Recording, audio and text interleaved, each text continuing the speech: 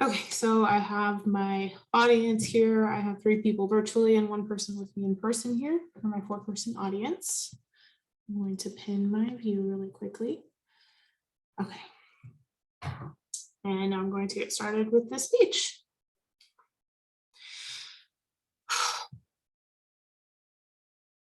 If you know anyone who has had a baby in the recent history or recent couple of years, more than likely about 98% of the time, they would have had that baby in a hospital setting.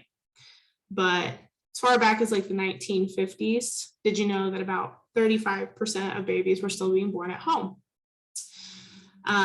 When these babies were born at home, for the most part, they've been attended to by midwives to assist for the mother and the infant after birth. There is a show that the BBC created. It's called Call the Midwife. This show does a very good job of really displaying what it is like to be a midwife and what it was like to be a midwife in the post-World War II era. So back in the 1950s through on to the 1960s. And having watched the entire series myself, having been on several labor and delivery wards in my lifetime, I can really attest to the fact that this is an excellent series that does a great job of demonstrating accurate information for midwifery care. So Call the Midwife is really an excellent medical drama series. It accurately portrays the realities of midwifery care in the post-World War II era, as well as changes to standards of care for midwifery and obstetric care and reproductive health care in general, as well as changes to social norms for women from the 1950s to the 1960s. So I'll start off talking a little bit about medical accuracy. So the BBC employed several medical advisors and several midwife advisors when they were creating this television show to really try and make sure that they were maintaining medical accuracy to everything that they included in the storylines of this show. One of these advisors' names was Terry Coates. She's been a nurse midwife with the National Health Service in the UK for about 40 years, and she trained under people who were midwives in the 1930s, 40s, 50s as well. So she's able to attest to the accuracy of how these storylines are portrayed throughout the show. So a quote from Terry about her advising on this show is that, quote, "When filming any medical storyline, all aspects of the case will have been researched using the textbooks and medical cases available. So as far as possible, all cases are accurate."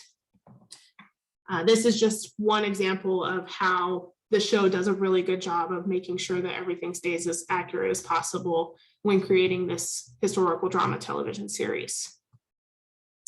So in addition to the accuracy of this show, something else that makes this such a great show is the ability for them to demonstrate the changes to midwifery care and obstetric care throughout the years.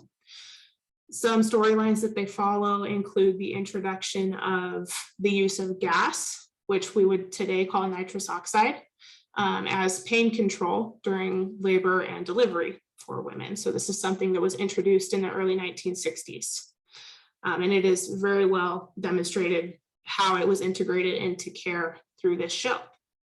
Something else that the show did a very good job of demonstrating was how research can really impact standards of practice and care for patients.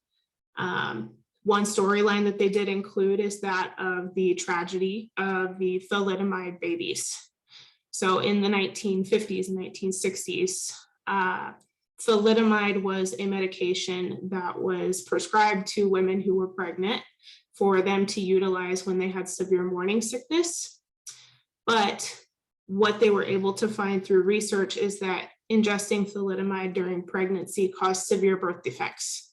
And many of the babies who were in the womb when mothers took thalidomide were born with severe birth defects, and so the majority of them did not survive birth. And this medical tragedy is something that the show did a very great job of showing how researching into patient charts and trying to draw connections between what was happening during pregnancy and outcomes were able to impact standards of care for them to no longer be able to prescribe thalidomide to pregnant women. So finally, something that they did really great with this show is demonstrating changes to social norms.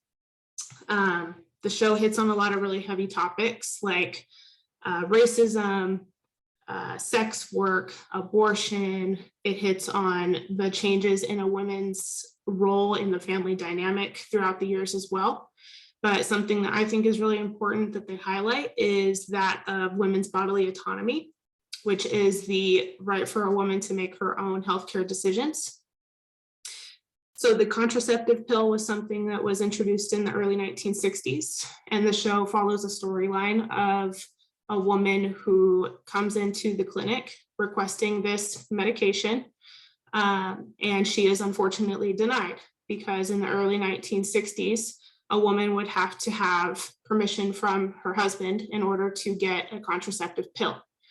And the story writers did a great job of really showing how this was something very difficult for the midwives at this time as well, because they were able to show discussions that they had about the double standard that existed for men in this time and women in this time, where the men could still go and get their contraceptives very easily at the pharmacy, and women, especially unmarried women, were unable to do so.